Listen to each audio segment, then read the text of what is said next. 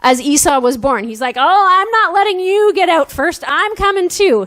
And especially in the Bible times, it was important who was born first, because whoever was the firstborn, the oldest in the family, they were a little bit more important. So the older sibling, the older son particularly, was the one that got extra blessing, right? So it was like the older son, when there was like the inheritance, like after the parents died and they passed on everything that they owned to their kids, the oldest one got extra. The oldest one got twice as much as the younger kid. Yeah. And so it was important. And also, like, the oldest one was like considered the head of the family, and they would get the blessing of the father and all sorts of things. So how would Jacob feel about this when Jacob is the need to succeed and to be the best, and Esau was the one that got all this stuff? So I'm thinking very early on, he might have been a little bit jealous of his brother and all the blessings that his brother got. So I'm wondering if any of the kids might be thinking already, does this sound like me? So we have 9 different personalities we're going to be learning about. So today might not be the one that's like you, but if you think about being competitive, so maybe if you like play sports and games and you feel like you always need to win, then maybe this is you. Or maybe you're the type of person that you're like, I want to be the best, and you want to prove that you are better than anyone else.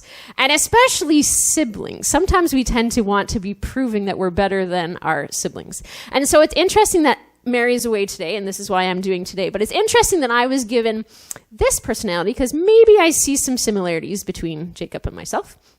And part of it is what I just mentioned about the siblings and needing to prove that you're better than your siblings. So growing up, my mom says that my mentality in life was anything my sister can do, I can do better. And I set out to prove that. And even though she was 4 years older, I was convinced, that was my mission in life, is to show that I was better than my sister.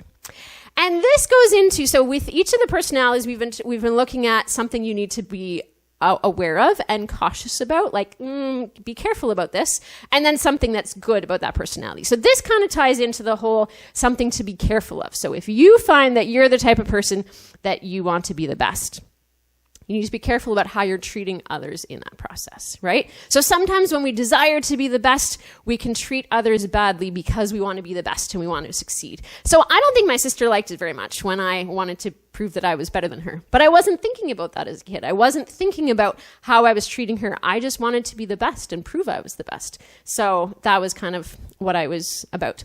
And we see that from Jacob's story as well. So we talked about how maybe Jacob was a little bit jealous of Esau. Twice, not once, but twice, Jacob tricked Esau out of the blessings that he was supposed to get. So the first time, Esau was out somewhere, and maybe he was hunting or something like that, and he came home and he was so hungry. And Jacob was cooking some stew. And so Esau was like, give me your stew, I'm so hungry. And Jacob was like, if you give me your birthright, so all of the benefits that come from being the firstborn, I'll give you this stew. And Esau is like, I am so hungry, I'm going to die of starvation. Who cares about the birthright? You can have it. I just want your stew. Wondering if maybe Esau regretted that decision later. But in the moment, the food was more important than anything. So that was the first time that Jacob tricked Esau. And then the second time was later on in their life. And so their father, Isaac, was older. He couldn't see anymore. And I'm wondering if he was thinking that maybe he didn't have much longer to live. So he was like, I'm going to bless Esau. I'm going to give the blessing that I give, before I die to my firstborn. And so he calls in Esau and says, I want you to go out hunting, and I want you to come and prepare the food that you kill and bring it to me, and I will bless you. And so Esau goes out and does that, and their mother, so Jacob and Esau's mother, knows this and is listening, and she calls in Jacob. There's a bit of favoritism going on, so the mother liked Jacob better and the father liked Esau better. So she wants Jacob to get the blessing. And so it ended up being that she's like, go get one of our goats, bring it to me, prepare it. I'll prepare it for you. You're going to bring it to your father. You're going to pretend to be Esau. And you're going to try to get the blessing, okay? And Jacob's like, oh, but father's going to know. Esau has hairy skin, and my skin is really smooth, so he's going to know. And the mother's like, no, I've got it taken care of. We're going to put some goat skin on your hands, and we're going to put your brother's clothes on you so that you'll smell like him as well. So they go through their plan. Jacob brings the prepared goat to the father and said, here I'm Esau, ready for the blessing. He said, wow, you got back really quickly. I'm surprised that you already are here. And so he's a little bit suspicious. But anyways, he asks Jacob, who was pretending to be Esau, to come over and once he like feels his skin and smells his clothes, he's like, oh yeah, this is definitely Esau. I'm going to bless him. Of course, Esau shows up a little bit later and is like, I'm ready for my blessing. And the father was like, well, if I'm blessing, if you're Esau, who came earlier for this blessing? They realized that Jacob has tricked him. So those are the two times that Jacob tricked Esau out of the good things he should have gotten for being the firstborn. But we have positives too, right? So we were talking about the things we need to be careful about. So we need to be careful about how we're treating others in our desire to be the best. But there's the good side too, that this personality often, they work hard, right? If they want to succeed, then they work hard, and they often do succeed, and they do good work, and God can use that. And there's often with this personality too, a lot of talents and gifts that they have. I wonder sometimes if that's why this need to succeed comes out, because it's like, oh, I've had a little taste of what it's like to be good at something, and I want that again, right?